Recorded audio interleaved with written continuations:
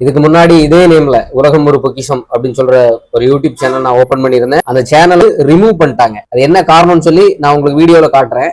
இதுதான் காரணம். அதுக்கப்புறம் நான் ரிப்போர்ட் பண்ண எந்த ஒரு ரெஸ்பான்ஸ் இல்லை. நான் அதே நேம்ல ஒரே ஒரு எம், உலகம் ஒரு பொக்கிஷம், அந்த எம் வர இடத்துல இன்னொரு கூட ஒரு எம், மற்றபடி லோகோ எல்லாமே அதே தான். எத்தனை தடவை இந்த மாதிரி அவங்க ரிமூவ் பண்ணாலும் புதுசு புதுசா நான் வந்துட்டு தான் இருப்பேன். என்னோட கண்டென்ட் எல்லாமே யூத பயங்கரவாதிகளுக்கும் உலகத்தை கட்டுப்படுத்தி கொண்டிருக்கும் யூத பயங்கரவாதிகளுக்கும் எதிராகவும் மற்றபடி சுவாரஸ்ய தகவல்களாகவும் இது இருக்கும். இன்னைக்கு நம்ம 2 நியூஸ் பார்க்க போறோம். ஒன்னு, அமெரிக்காவில யூத பயங்கரவாதிகளின் மிகப்பெரிய திட்டம் ஒண்ணு அமலுக்கு வந்திருக்கு.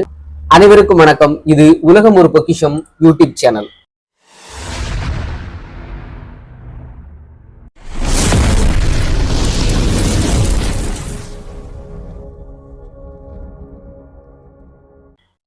அதாவது பாலஸ்தீனம், ஹிஸ்புல்லா அல்லது ஹமாஸை ஆதரிச்சு அமெரிக்காவில நீங்க ஒரு பதிவு போட்டாலோ அவங்களுக்கு ஆதரவாக பேசினாலோ அமெரிக்காவை பொறுத்த வரைக்கும் அது தண்டனைக்குரிய குற்றமாகும். இதுல இருந்து என்ன தெரியுது? நாங்க ஜனநாயகம், உலகத்தின் ஜனநாயக நாட்டுல நாங்க 2வது இடத்துல இருக்கோம் சொல்லிக்கிட்டு வாய் காட்டுறது மட்டும் போதாது, அதுக்கு ஏத்த மாதிரி நடந்துக்கணும். நீங்க அந்த மாதிரி நடந்துக்கலன்னா நீங்க என்ன ஜனநாயக நாடு? ஒரு இனம் இன்னொரு இனத்தை வேட்டையாடிக்கிட்டு இருக்கு.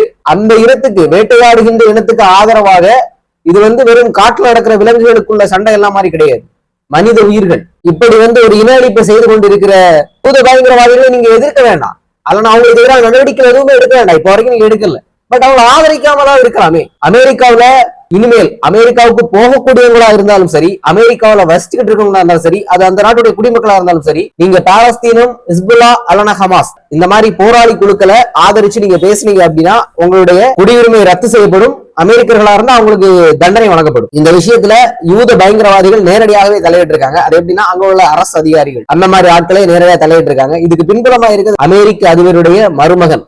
அவர் தான் இது எல்லாத்தையுமே பண்ணிட்டு இருக்காரு. ஆனா பேர் எல்லாமே ட்ரம்புக்கு போயிட்டு இருக்குது. ட்ரம்பை பொறுத்த வரைக்கும் கொஞ்சம் பேர் என்ன சொல்றாங்களோ அதை கேட்டுட்டு தலையாடிட்டு அப்படியே போயிட்டு இருக்காரு. ஆனா அவருக்குன்னு தனி முடிவெடுக்க வேண்டிய இப்போ உள்ள இந்த எலெக்ஷன்ல ஜெயிச்சதுக்கு அப்புறமா கொஞ்சம் பேர் சொல்றதை கேட்டு நடந்துட்டு இருக்காரு. என்னைக்கு இந்த புத்தி மாறுதோ அன்னைக்கு அவர் என்ன பண்ணுவாரு தெரியாது. ஆனா அவருடைய மனசுல ஒரே ஒரு எதிர்ப்பு, ஈரான் வளரக்கூடாது, ஈரான் அழிக்கும். அமெரிக்கா வளர்றதுக்கு தடையா இருக்க எந்த நாடா இருந்தாலும் அதை நாங்க இல்லாம, அந்த ஒரு எண்ணத்தை மட்டும் அவர் வச்சுட்டு இருக்காரு. மற்றபடி டைரக்டா அவருக்கு யூதர்களை ஆதரிக்கணும் எந்த இதுவுமே கிடையாது. டொனால்ட் ட்ரம்புடைய மருமகன் தான் இந்த ஆட்டத்தெல்லாம் பண்ணிட்டு இருக்காரு. அவர் ஒரு யூதர், பக்கா யூதர். சோ தயவு செய்து இந்தியாவில இருந்து அமெரிக்கா போகணும் அப்படின்னு ஆசைப்பட்டவனும் சரி, வெளிநாடுகள்ல இருந்து அமெரிக்கா போகணும் ஆசைப்பட்டவங்களும் சரி, தயவு செய்து பாலஸ்தீனம், ஹிஸ்புல்லா அல்லனா ஹமாஸ் இந்த போராளி குழுக்கள் அந்த நாடு ஆதரிச்சு எந்த ஒரு கருத்தும் போடாதீங்க. அப்புறமா இஸ்ரேலை எதிர்த்தும், யூத பயங்கரவாதிகளை எதிர்த்தும் எந்த கருத்தும் பதிவிடாதீங்க. அப்புறம் உலகத்துடைய மிகவும் 10 டாப் பிஸியஸ்ட் விமான நிலையம் என்னெல்லாம் பார்த்துடலாம். முதல் இடத்துல அமெரிக்காவின் அட்லாண்டா சர்வதேச விமான நிலையம் உள்ளது. இங்கு மட்டும் ஆண்டுக்கு 10 கோடியே 80 லட்சம் பயணிகள் வந்து செல்கின்றனர். துபாய் நாடு அளவில் சிறிதாக இருந்தாலும் இங்குள்ள சர்வதேச விமான நிலையத்திற்கு 9 கோடியே 23 லட்சம் பயணிகள் வருகிறார்கள். அமெரிக்காவின் டல்லாஸ் சர்வதேச விமான நிலையம் உலகின் பிஸியான ஏர்போர்ட்டுகளில் 3வது இடத்தில் உள்ளது. இங்கு 8 கோடியே 78 லட்சம் பயணிகள் வருகிறார்கள். 4வது இடத்தில் ஜப்பானின் டோக்கியோ சர்வதேச விமான நிலையம் உள்ளது. இங்கு 8 கோடியே 50 லட்சம் விமான பயணிகள் வந்து செல்கின்றனர். பிரிட்டனின் ஹீத்ரோ விமான நிலையம் ஆண்டுக்கு 8 கோடியே 38 லட்சம் பயணிகளுடன் 5வது பிஸியான ஏர்போர்ட்டாக உள்ளது. 6வது மற்றும் 7வது இடங்களில் அமெரிக்காவின் டென்வர் மற்றும் ஓகர் சர்வதேச விமான நிலையங்கள் உள்ளன. ஆண்டுக்கு 7 கோடியே 99 லட்சம் விமான பயணிகளை கையாளும் துருக்கியின் இஸ்தான்புல் விமான நிலையம் பிஸியான விமான நிலையங்களில் 8வது இடத்தில் உள்ளன.